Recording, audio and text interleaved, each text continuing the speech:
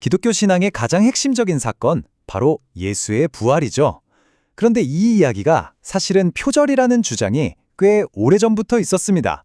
과연 이건 정말 독창적인 역사적 사건일까요? 아니면 그저 고대 신화들을 짜깁기 한 것에 불과할까요? 오늘 이 흥미로운 논쟁 속으로 한번 들어가 보겠습니다. 사실 죽었다가 다시 살아나는 신이라는 모티프는 정말 흔하디 흔한 아주 오래된 이야기 클리셰거든요. 그렇다면 이런 질문이 당연히 나올 수밖에 없겠죠. 예수 이야기도 그냥 흔한 신화들 중 하나를 각색한 거 아니야?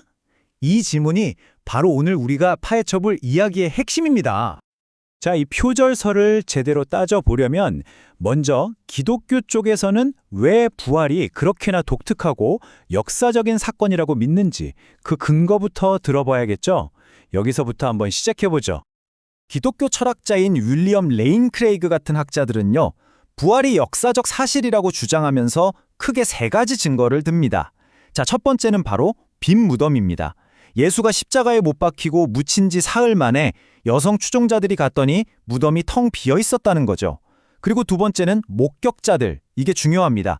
그냥 믿는 사람들뿐만 아니라 의심하던 사람들, 심지어는 적대자들까지 포함해서 수백 명의 사람들이 부활한 예수를 직접 봤다고 증언했다는 거예요. 마지막 세 번째는 제자들의 변화입니다. 며칠 전만 해도 스승이 죽었다고 절망해서 다 숨어버렸던 제자들이 갑자기 목숨까지 걸고 예수가 부활했다고 외치기 시작했다는 거죠. 자신의 유대교 신념까지 버려가면서요. 하지만 이 모든 주장을 한 방에 무너뜨릴 수 있는 아주 강력한 반론이 있습니다. 바로 그거 다 원래 있던 이야기잖아 라는 거죠. 만약 이 모든 사건들이 정말 기적이 아니라 그냥 고대 신화에 흔히 등장하는 패턴을 그대로 따라한 것이라면 기독교가 주장하는 그 특별함은 사실상 의미가 없어지게 되는 겁니다. 자, 그럼 이 표절설, 이게 도대체 어디서부터 나온 이야기일까요? 그 뿌리를 한번 추적해 보겠습니다. 되게 흥미로운데요. 오늘날 인터넷이나 여러 매체에서 볼 수 있는 이런 주장들이 사실은 거의 대부분 단 한 사람, 그리고 그가 쓴 책 한 권에서 시작됐다는 겁니다.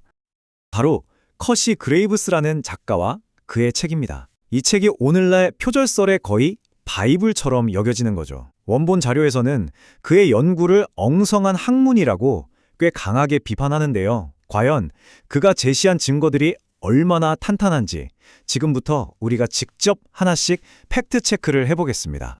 그레이브스가 내세운 가장 오래되고 강력한 카드 중 하나가 바로 이집트의 왕 툴리스입니다. 주장이 뭐냐면 기원전 1700년에, 그러니까 예수보다 무려 1700년이나 앞서서 십자가에 못 박혔다는 거예요.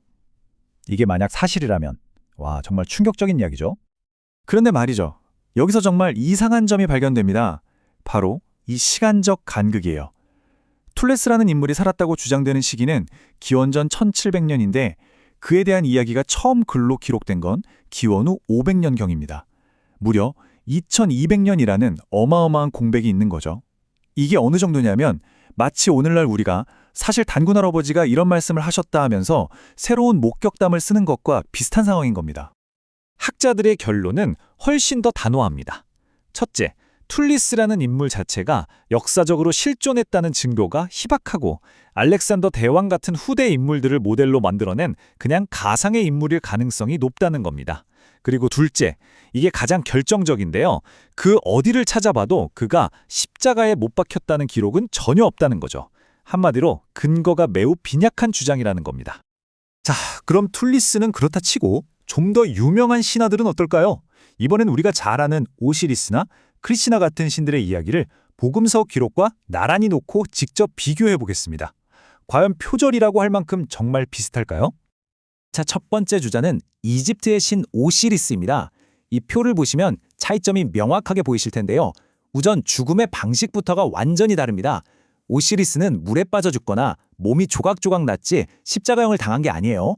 부활의 성격도 다릅니다. 오시리스는 죽은 뒤에 지하 세계의 왕이 된 일종의 영적인 부활을 한 거지 육체가 다시 살아난 게 아닙니다. 그리고 가장 중요한 거, 그의 부활을 직접 목격한 인간 증인이 단 한 명도 기록되어 있지 않습니다. 이 부분에 대해서는요, 불가지론자이자 저명한 신약학자인 바트러만도 아주 명확하게 선을 긋습니다. 오시리스는 예수처럼 육체적으로 살아난 게 아니라는 거예요. 그의 몸은 말 그대로 그냥 시체로 남아있었다는 거죠. 이건 뭘 의미할까요? 바로 기독교 이야기의 핵심 증거인 빈 무덤 자체가 존재하지 않는다는 뜻입니다. 자, 그럼 다음으로 힌두교의 신 크리슈나를 볼까요? 이 경우도 비교해보면 글쎄요, 유사점보다는 차이점이 훨씬 더 눈에 띕니다. 크리슈나는 사냥꾼이 쏜 화살에 발을 맞아 사고로 죽었지 십자가형을 당한 게 아니죠. 그리고 그의 죽음 이후 이야기는 육체의 부활이 아니라 곧바로 영적인 승천으로 이어집니다. 시신을 남겨두고 영혼이 하늘로 올라간 거죠. 목격자에 대한 기록 역시 불분명합니다. 힌두교의 중요 경전인 마하바라타에 나오는 이 구절이 사실 모든 걸 말해줍니다. 그의 몸을 버리고 하늘로 승천했다. 바로 이 부분이죠. 육체를 남겨두고 영혼만 떠났다는 의미로 빈 무덤을 남긴 육체적 부활과는 개념 자체가 완전히 다릅니다. 자, 그럼 이제 정리를 좀 해볼까요? 지금까지 살펴본 이런 유명한 신화들과 비교했을 때 기독교의 부활 이야기가 가지는 결정적인 차이점은 과연 무엇일까요? 핵심만 딱 짚어보겠습니다. 이 분석에 따르면 결정적인 차이점은 크게 세 가지로 요약됩니다. 첫째, 영혼만 살아나는 게 아니라 육체의 부활이라는 점, 그리고 그 증거로 빈 무덤이 있다는 거죠.